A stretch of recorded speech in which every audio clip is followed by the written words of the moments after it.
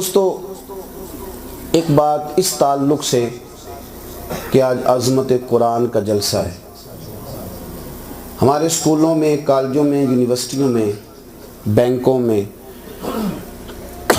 تمام اداروں میں کمپیوٹر نہیں ہوتا تھا. کبھی میں اپنے ابا جی کے ساتھ پٹواری کے پاس جاتا تھا تو پٹواری جب اوپر سے رجسٹر اتارتا تھا نا تو دل چاہتا تھا کہ ماسک پہن کے آنا چاہیے تھا، اتنی گرد اڑتی تھی. وہ کپڑا بچھا لیتا تھا، اس پر نقشہ بنا ہوتا تھا. پٹواری نے بھی کمپیوٹر سیکھ لیا ہے. 35 سال جس آدمی کو ہو گئے تھے نا نوکری کرتے ہوئے، اس کو جب کہا گیا ہے نا کہ میاں اب آپ کو کمپیوٹر پہ ساری لکھت پڑھت کرنی ہے، تو کسی بندے نے یہ نہیں کہا کہ اب اس عمر میں کمپیوٹر سیکھوں گا.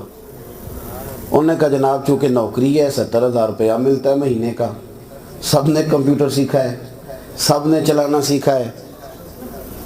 مجھے اللہ معاف کرے، میں اگر بے ادبی خدا نہ خواستہ مجھ سے ہو جائے، ورنہ میرا خیال ہے سارے بوڑھے اب موبائل چلا نہیں لیتے. چلو نہ ہی کر دو، میں ہی سجدہ صاحب کر لوں، کار چلا لیتے ہیں نا ماشاءاللہ. اور میرے بھائی اگر بڑھاپے میں کمپیوٹر سیکھا جا سکتا ہے، موبائل چلانا سیکھا جا سکتا ہے، تو قرآن بھی سیکھا جا سکتا ہے.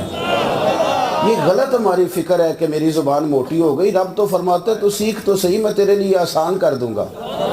میرے رسول پاک علیہ السلام کے جتنے معجزات ہیں ان کی کیا بات ہے، پر قرآن میرے نبی پاک کا زندہ اور موجود معجزہ ہے. اور اتنا بڑا چیلنج قرآن نے دیا، فرمایا وَإِن كُنتُمْ فِي رَيْبٍ مِّمَّا نَزَّلْنَا عَلَىٰ عَبْدِنَا فَأْتُوا بِسُورَةٍ مِّن مِّثْلِهِ. فرمایا پوری دنیا کے کافروں، اگر تمہیں قرآن میں کچھ شک ہو جو ہم نے بندہ خاص پہ نازل کیا تو جاؤ، چیلنج ہے، پورا قرآن نہیں، اس جیسی ایک صورت لا کے دکھاؤ. لاؤ ایک صورت. اللہ کرے آپ کو سمجھ آئے میری بات کی. اگر ابو جہل کے، یہ بہت بڑے عرب دان تھے، یہ تو سارے عجمی کہتے تھے باقیوں کو، یہ عربی لوگ تھے فصاحت اور بلاغت والے. اگر ابو جہل کے پاس عتبہ، عتیبہ، شیبہ، اخنس بن شریک کے پاس قرآن کی آیت کا جواب ہوتا تو میرے سنگیوں وہ بدر میں تلواریں لے کے نہ آتے.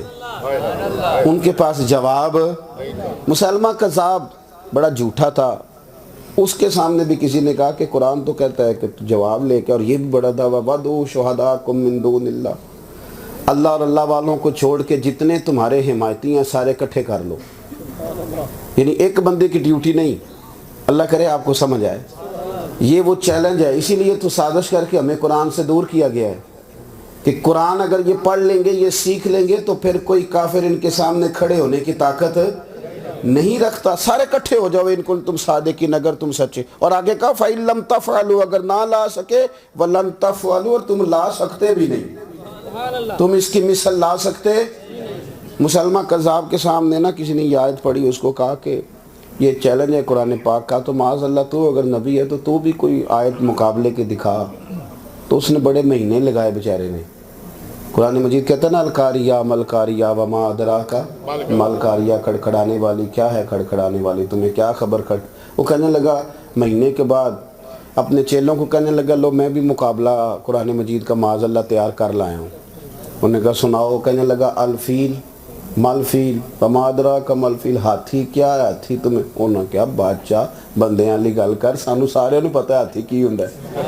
کس طرح کی بات کر رہا ہے؟ ہاتھی کے 2 کان ہوتے ہیں، 1 سونڈ ہوتی ہے، 4 ٹانگیں ہوتی ہیں. تو پاگل ہے؟ یہ تو کس طرح کی آیت بنا کے لایا؟